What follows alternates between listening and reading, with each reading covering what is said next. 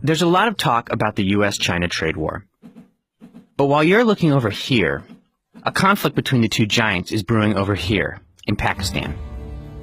The conflict is about global dominance, and Pakistan's financial security is hanging in the balance. If China succeeds, it could be on the path toward becoming the new center of global trade. If the US wins, it could frustrate China's latest push to become a global economic superpower. Either way, the impact will be felt for decades around the world. To understand how we got here, you first have to understand why China is in Pakistan at all. China is there to invest in infrastructure, part of an effort to show the region that a friendship with China brings tangible economic benefits. This falls under China's Belt and Road Initiative, aimed at building up China's global trade network. President Xi Jinping started it in 2013, and there are estimates that China plans to spend as much as $1 trillion on infrastructure projects in the next few years, across 68 countries. A couple things to know about the Belt and Road Initiative. First, many in the U.S. view the initiative as a threat. The U.S. still has the largest GDP in the world, but China is gaining ground.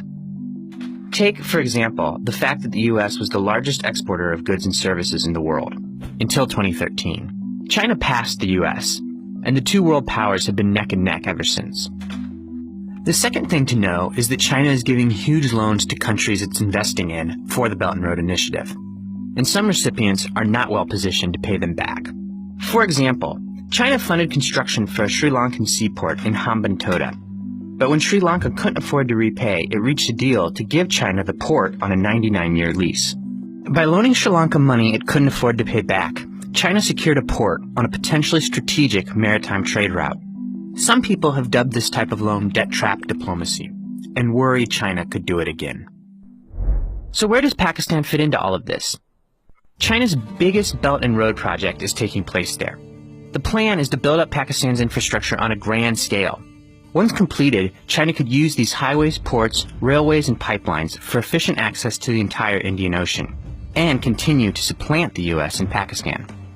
But for Pakistan, there are a lot of catches. And these catches are driving Pakistan, which is already struggling economically, deeper and deeper into debt. For example, in one initiative, China is building a series of hydro, wind, and coal power plants.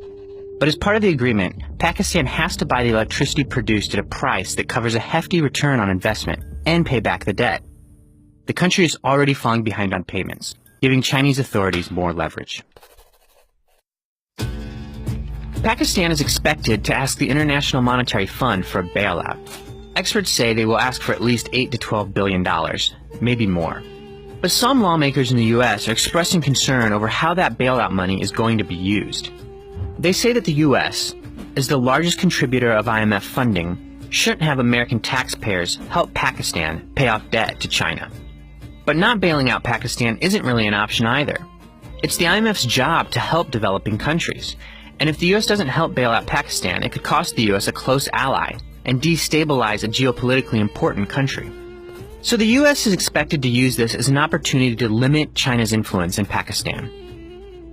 One way it could do this would be to influence the IMF to place terms on the bailout, such as specific restrictions on borrowing from China. This would force Pakistan to significantly scale back Belt and Road projects. Pakistan, for its part, is in a tough spot. On one hand, it may need a financial rescue from the IMF, funded in part by the U.S. On the other hand, it desperately needs the infrastructure improvements offered by China.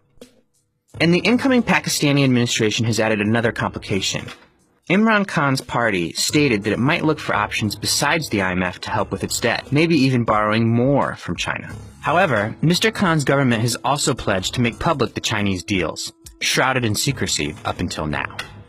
If the U.S. comes out on top, it could start to discredit China's Belt and Road Initiative. Future countries might be hesitant in accepting Belt and Road money, slowing China's expansion. If China comes out on top, it's closer to its goal of displacing the U.S. and becoming the new center of global trade. These issues will come to head in a few weeks, as Pakistan is rapidly running out of foreign exchange reserves. When that time comes, it could amount to a battle between the U.S. and China.